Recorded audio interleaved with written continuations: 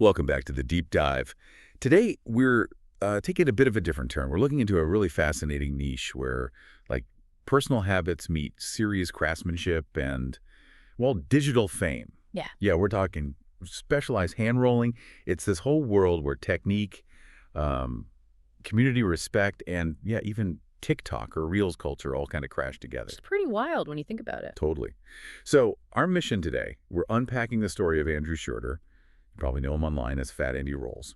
We're tracing how he went from just, teaching himself what the community calls a custy, basically a dedicated fan or customer, Right, a custy. I love that term. to becoming like a genuine culture shaper, a pro craftsman in a super competitive space. And it's a great case study, really. It shows how deep technical skill in something kind of niche can blow up into viral fame, but also, importantly, real commercial credibility.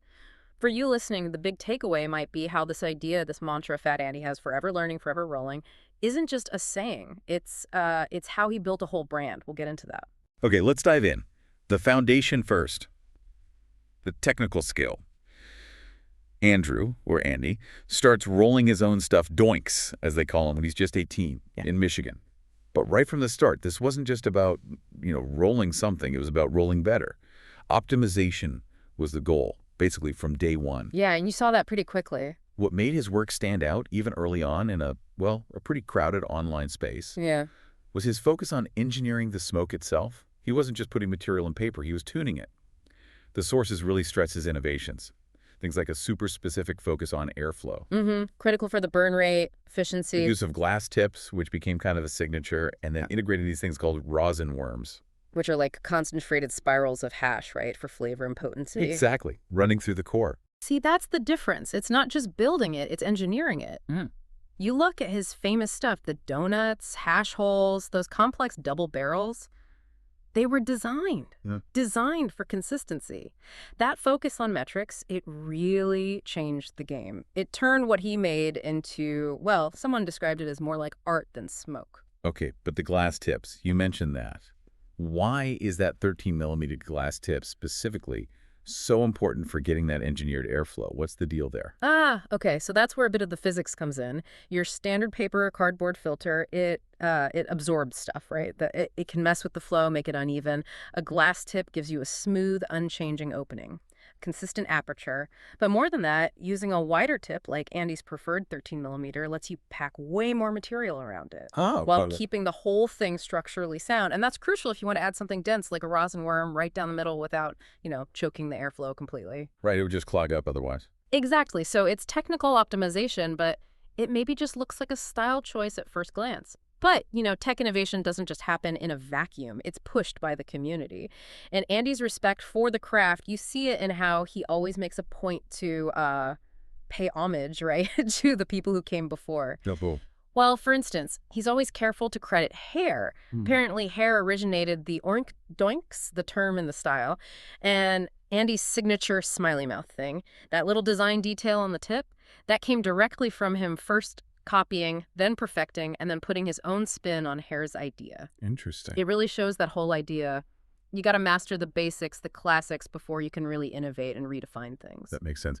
That whole dynamic, paying respect, but then competing to refine it sounds less like some guy alone in his room and more like a proper technical field. Yeah. With its own standards and, rivalries. That's exactly it. Think about the competition. There was the Donut King, huge influence. He was apparently the first guy documented posting a multi-hole donut, set the bar at 4 holes. 4 holes, wow. Yeah, and that became like a public challenge, this race to see who could actually build a structure that could hold the most holes, which is really a sign of precision, how well you handle the materials that really pushed Phat Andy. He realized the limit wasn't just the weed, it was the paper, the structure. Okay, so that public rivalry, that competition, that leads us straight to the moment Phat Andy kind of broke through, right? Yeah. Became more than just a niche roller. The viral moment. We're talking about the 23 joints. Yes, the legendary 23. This wasn't just, hey, look, I rolled a big one. It was like a technical statement posted online for everyone to see on platforms perfect for showing off visually stunning stuff.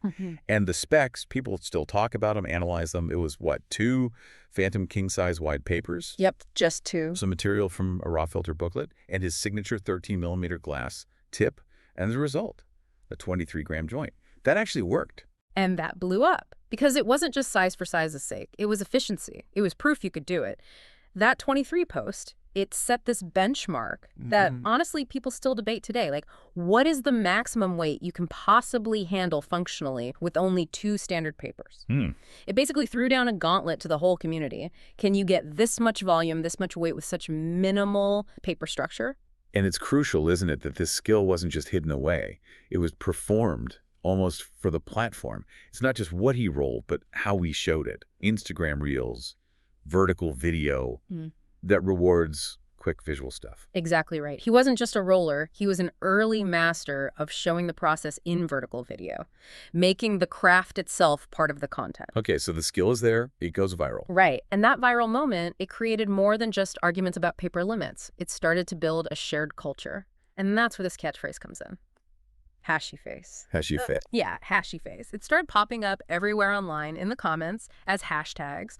People used it to tag photos or videos of themselves, mid-session, showing those Turk-drunk smiles or hazy eyes. Ah. It became like this community nod, a shared code, recognizing the state of happy enjoyment you got from these really well-made, potent rolls. It took the focus beyond just specs and into the actual human experience of it all. Right, so you've got the mastery, the viral moment, the community culture building around it. So what's next? The pivot, right? Turning that online buzz, that IG clout into something tangible, commercial success. How did he bridge that gap? How did Reels meet retail? Okay, yeah, this is where you see real brand building. Andrew, or Phat Andy, he leveraged that personal verified skill directly. He didn't just become an influencer for a brand. His skill became the brand asset. Yeah. The sources point to a specific moment when Light Sky Farms dropped their Oink Doink line. Okay. And the key detail, the thing that made it work, was the labeling. It was explicitly marked right on the package, hand-rolled by Phat Andy rolls. Ah, so his name, his guarantee, basically. Precisely. And that answers the scalability question you might have. His value was the authenticity, the scarcity, even. You weren't buying some mass-produced thing. You were paying a premium for the known, validated skill of arguably the best roller out there. It showed the market actually valued that personal, verified craft enough to make it commercially viable. That technical skill had real market value. But wait, isn't that totally backward in today's world? Everything's about mass production, automation. Was that really scalable? Or was it just a clever, limited-run marketing thing based on his fame at that moment? Well, it's scalable in a niche luxury way. Think craft beer versus Budweiser, right? It proves there's a top tier in the market willing to pay more for genuine, verified quality and, frankly, the story behind it.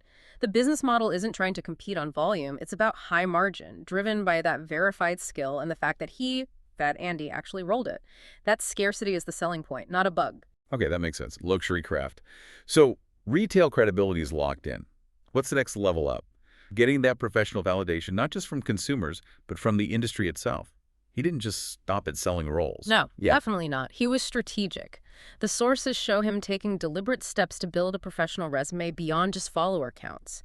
This meant stepping into the fire, basically. Competing live on rolling streams, which are intense. You're judged on speed, precision, how clean it looks, all in real time. High pressure. Oh, yeah. And then securing actual rolling bar sponsorships. That's like getting endorsed by a major tool company if you're a carpenter. It's professional validation within the trade. Those live battles.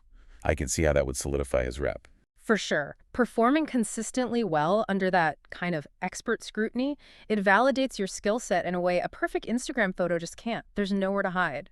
And all this professional work, this dedication, it led to the ultimate level up, being seen not just as a top roller, but as someone who sets the standard. The big moment, the real sign he'd made it globally, was being chosen as a judge in 2025 for the first ever Masters of Donuts competition. In Berlin, no less. Wow, Berlin. International stage. From competitor to judge, that's a huge leap. That means you're now the one defining what good even means in that craft. Exactly. So what would someone like Phat Andy even look for as a judge at something called the Masters of Donuts? It can't just be about looks. Oh, definitely not just looks.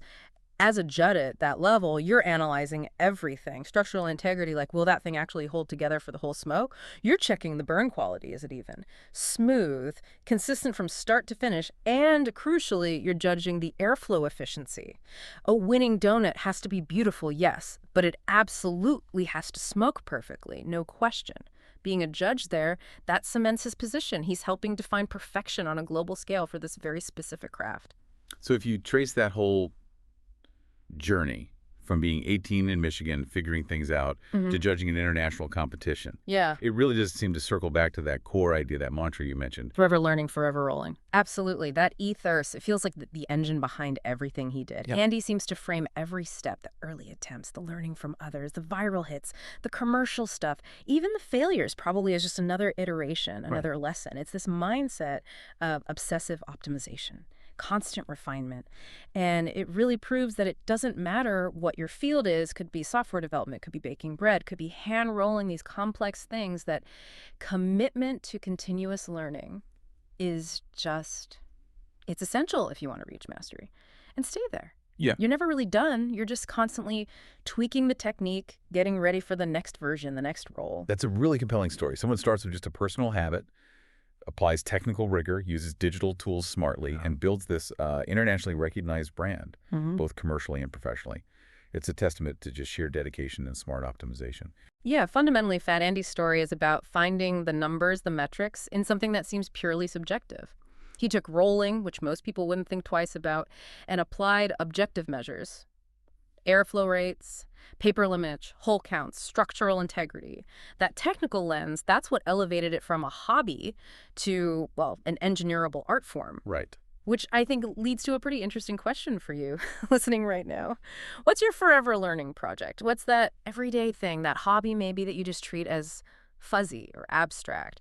Could it be something waiting for its own technical optimization? Could it gain recognition if you just started applying a more focused, maybe even metric-driven approach to getting better at it?